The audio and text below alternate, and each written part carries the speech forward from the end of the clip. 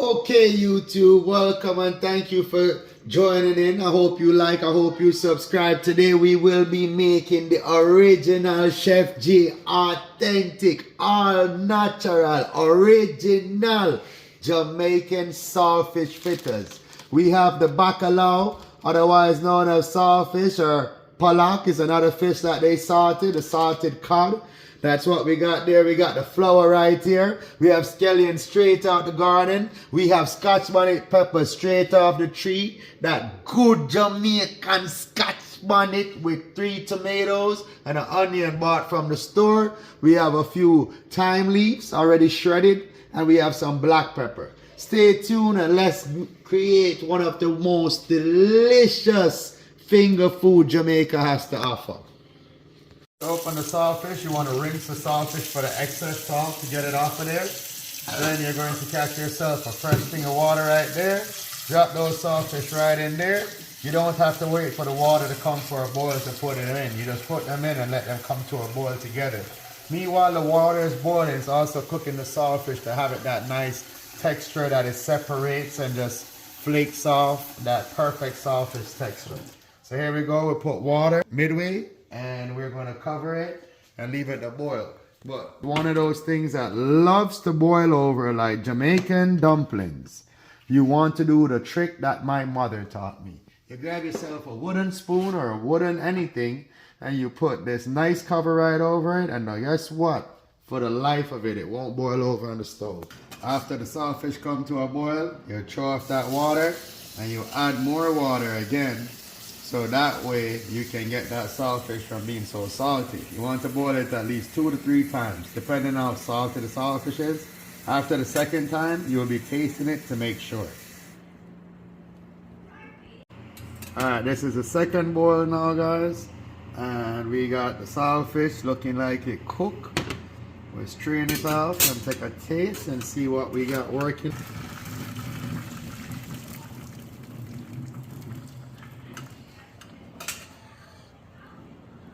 Alright, quick rinse with some cold water, and a next quick drain.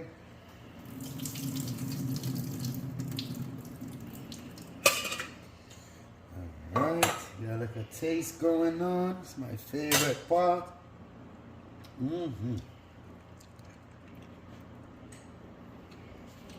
Perfect. And the most important part, the hard-working camera person that doesn't get paid very well. What can we say? Is it perfect? Yes. Perfect. Thank you. Right now we're just dicing up the seasoning nice and small. You don't want it too big and chunky. So our scallion is there. We don't need a whole onion. See, I put up the rest of it there. And we're going to take about this much of the onion. And with onions, even when you think they're small, they're not small enough for my family. And we still might not even use all that onions after cutting it up. We're going to use the amount that we see suitable. Alright, and when we're doing tomatoes, we don't want the fritters to get that watery feel to them in the little spots that the tomatoes are. So how we avoid that is we got to cut out all of that juicy center. You want all of that seedy, you only want the solid stuff. That real authentic Jamaican flavor. And you don't want it too soggy. Nobody likes when the fritters have soggy spots on them. We're going to cut the tomato in strips and then we're going to cube them. Always good to get nice, firm, ripe tomatoes. You know, you don't want the ripe ones that have a little soft to them. You want them to be ripe but still nice and firm. And then let's run through them.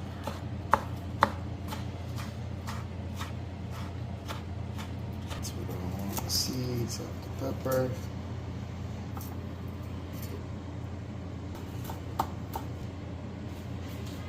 So now we have the saltfish here. It's cooled. All the seasoning is cut up.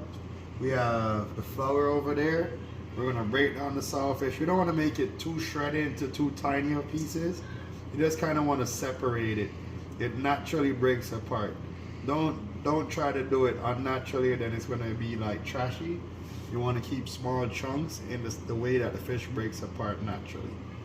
So if you watch, you can just roll your fingers and see that it separates all naturally like that.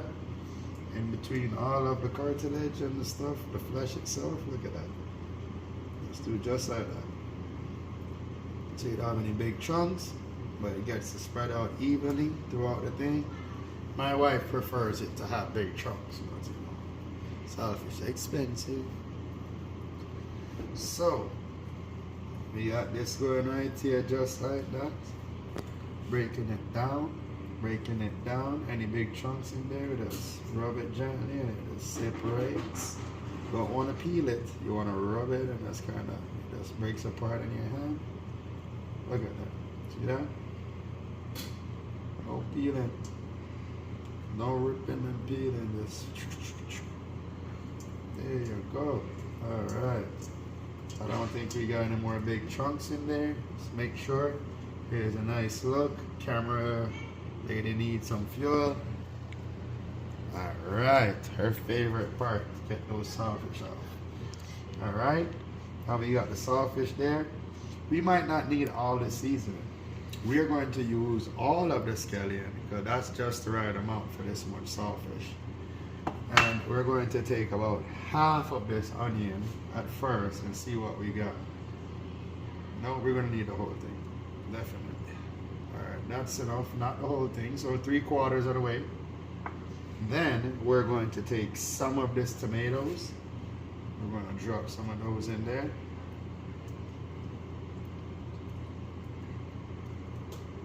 Not too much.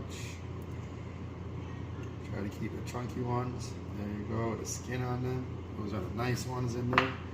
And then our favorite. This, we don't even ask. My wife and I, we like it spicy. Even the kids, they go and tell you, Daddy, that's not spicy enough. So see it there?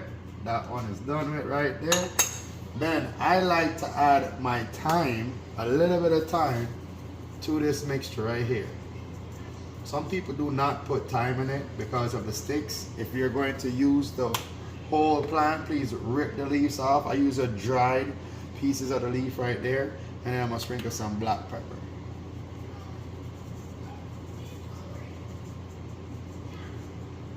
All right. And before we put that flour in, we want to mix the seasoning really good with the saltfish and the black pepper. You want it to get mixed out perfectly so every little piece of that saltfish and seasoning is spread out evenly. We don't want to waste the saltfish. No, that's a no-no. That is a definite no-no. There we go, the bacalao for my Spanish people. Bacalao, that good stuff. That saltfish. All right, now we're going to add our flour. This was 2 cups of flour.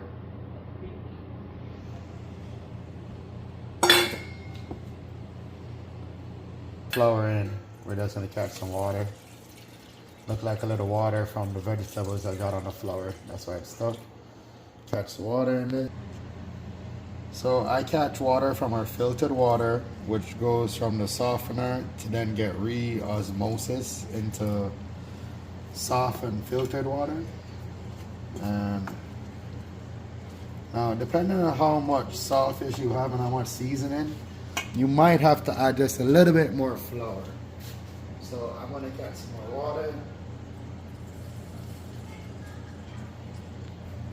And what you're looking for is almost pasty but still able to pour type texture. You don't want to get it too runny. So there we go. Got some water in there. See, like that would be the right amount of mixture. Gotta work that in, get all the flour to do its thing. Make sure there's no clumps of dry flour in this. You don't want to smush the seasoning, because remember you want to keep those tomatoes nice in the cubes and stuff. You want to scrape the sides so any of the dry flour that's stuck when you poured it in on top of the saltfish. Get that all off. Work it around.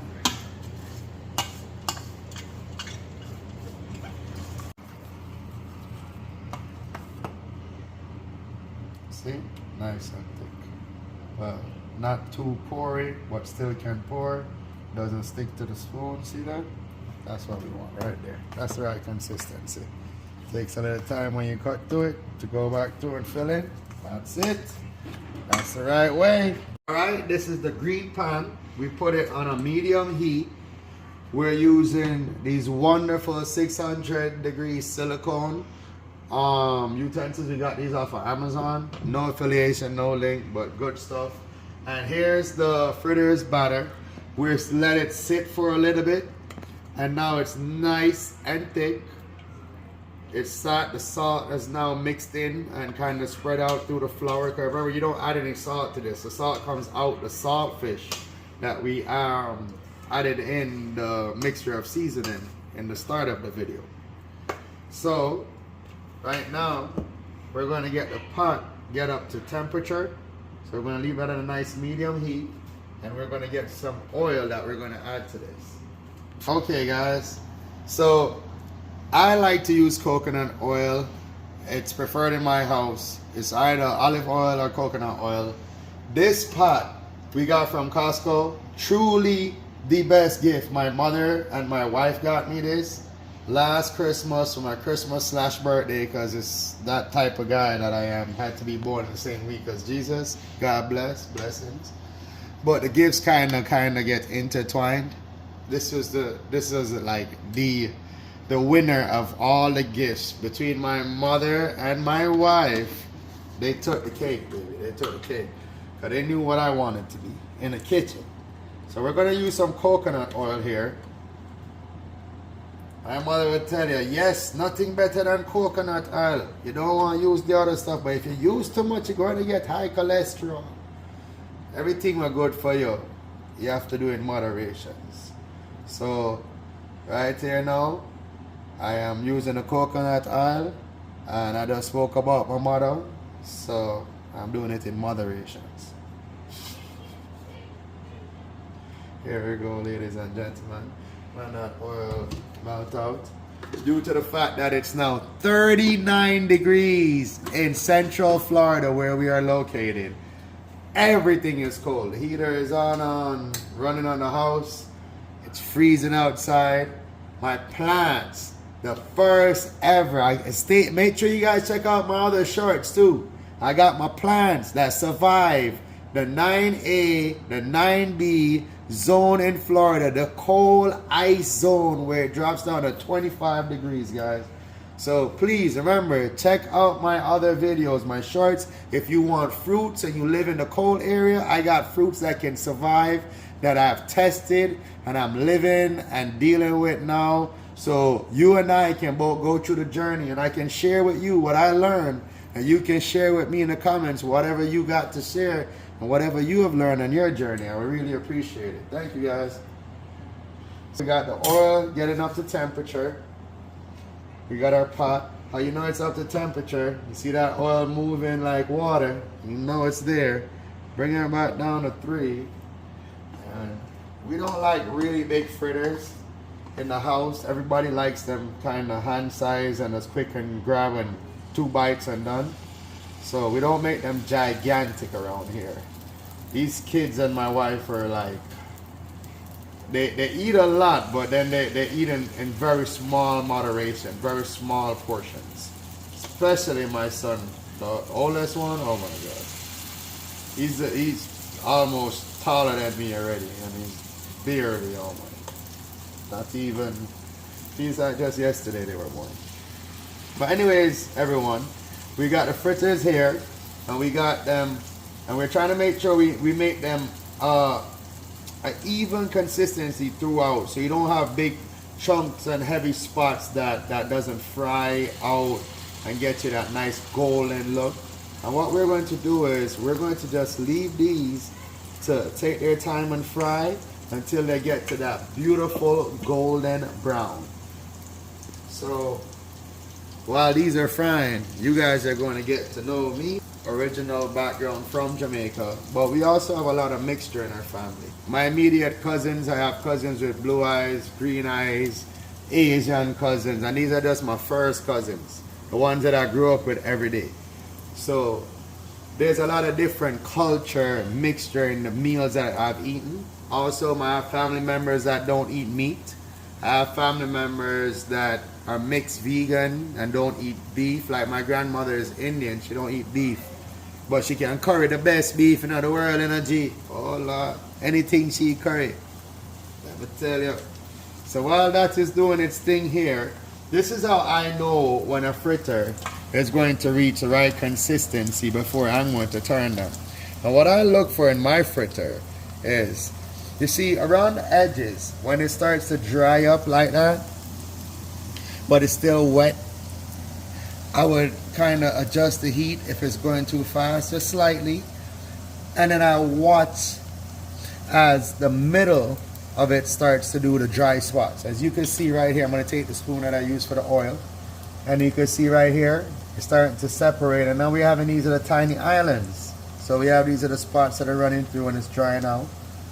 And you soon will be able to start to see the golden edges on the fritters without ever even flipping them, okay? You don't need to flip them to see when it's time to flip them. You don't need to even look under them. All you want to do is just make sure they're not sticking, they're floating on that oil. You don't need a lot of oil either. You just want to make sure that it's the right temperature. You have a good pot. This green pan, Costco bought, best buy ever. All right, everyone. See, in just 2 blinks, and it's already. It's like when you're doing planting. The minute that you think that you can move away, everything burns. So I turn around 1 second, and already you can see that the edge is starting to have that little golden look. This one has the islands getting even tinier. So we're gonna flip this one first. All right. You can know a true cook, you know, because you see when the cook goes and hold something while it's in the oil and they don't complain and them use them hand, like this is a true Jamaican cook right here. We don't feel them things, that's a normal heat. We deal with them things, you see? And we go like that. And I think this one in the middle is ready to be flipped. Not this one on the edge. We want to flip this one in the middle. Now we're going to do it. We're going to separate it. There we go. And let those two keep doing their thing. They're having a golden look, but I just want them to go a little bit longer before I flip these two. See, this one is almost ready, but not quite there. This one is more there than this one is. So, this one, see, they're getting nice and golden. We're going to take that stuff right there. I want you to be careful, okay? I don't want anybody to be following me and holding the hot stuff. Be very careful. I have years of experience with this. Please be very careful. Here, this one looks like it's perfect and ready to be flipped. There we go. Voila. Look at those colors. These ones are perfect. These ones look like I could have waited just a few more seconds to get them to this color before I flip them. But that's the trick. That's how those Jamaicans get them perfect the first time. You have to know when, you know. And only get that with experience. I cook at least a couple thousands of these in my life already, you know. Ate a lot more than I cook though. A close eye on it after you flip it, because you know at this point they're going to cook a lot faster now than when you first put them in. So these were the ones that we flipped over first and thought that they were golden brown that we like. We currently don't get that same golden crispy little run throughs that we have on these ones. So we're going to, once these ones are cooked, flip them again to just kind of get them real quick to get that golden color that we like.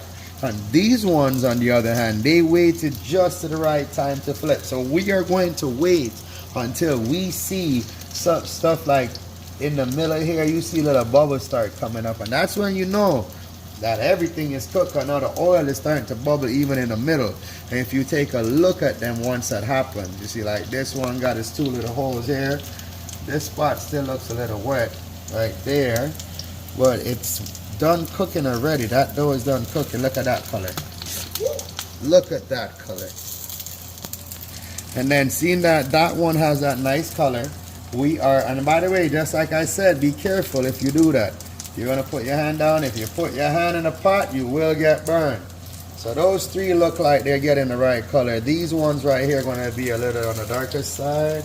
We left those a little longer, and those are gonna be just right. And look at that, in no time, less than 3 minutes, we got some freshly made fritters, everyone. Look at that. Look at that beautiful golden color. Look at these. Oh my goodness. These look like when you went to Jamaica and those resorts and you got your first Jamaican fritters in the morning. Yes, that's our little breakfast things there now. Those are little special dishes that we make down there.